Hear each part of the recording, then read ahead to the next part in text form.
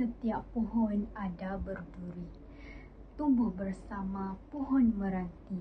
Izinkan saya perkenalkan diri, moga-moga menyentuh hati. Assalamualaikum warahmatullahi wabarakatuh. Salam Malaysia Madani dan salam Ramadan Al-Mubarak. Nama diberi Nur Khairun Nisa binti Muhammad. Saya merupakan salah seorang pelajar dari Sekolah Menengah Kebangsaan Agama Falahiyah yang terbina di Kelantan. Kod sekolah saya ialah DRA 6001. Saya berada di hadapan kamera ini ingin bicarakan tentang buku yang telah saya baca. Buku ini berjudul Tersujud di Muka Bumi Eropah.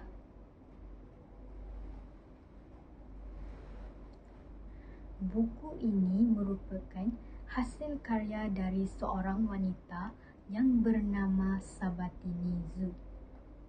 Buku ini diterbitkan oleh Cowie Global Resources.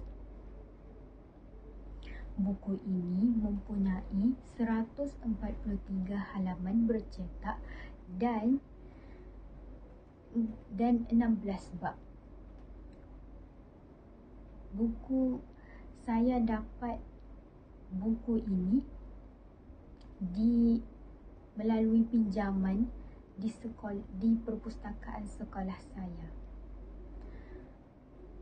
Saya amat bersyukur kerana perpustakaan sekolah saya mempunyai pelbagai koleksi buku yang menarik serta memberi manfaat kepada para pembaca dan diri saya juga.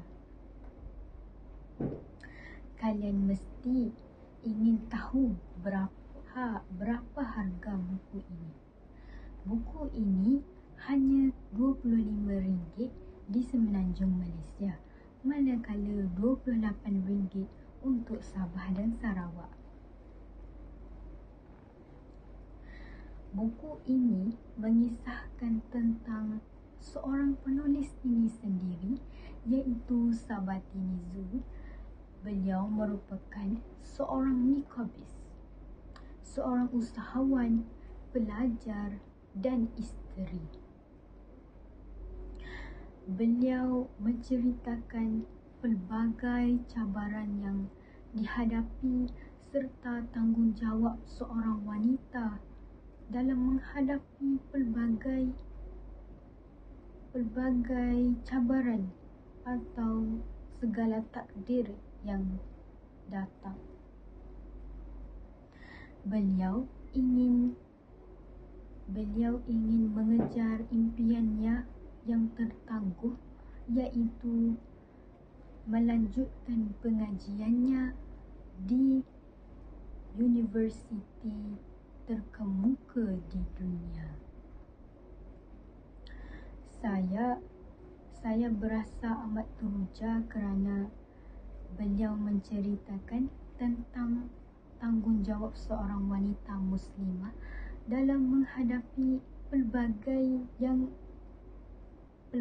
takdir yang telah ditentukan oleh Sang Pencipta.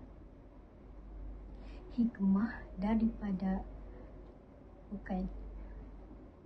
buku ini saya dapat rumuskan, iaitu kehidupan dan cabaran.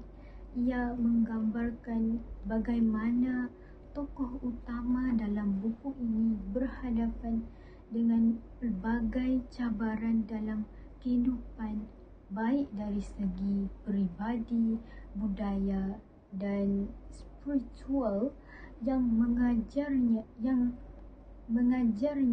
tentang ketabahan dan keyakinan diri. Saya dapat beberapa hikmah untuk dikongsikan kepada kawan-kawan yang sedang menonton. Antaranya, keberanian dan ketabahan menghadapi cabaran dan istiqomah dalam usaha. Yang kedua, kebergantungan kepada Allah di mana saja berada. Tidak kira kita di perantauan atau di negara sendiri atau di mana-mana sahaja kita berada, mesti hanya berharap kepada Allah Subhanahu wa Ta'ala. Jadi buku ini memberikan inspirasi tentang ketabahan,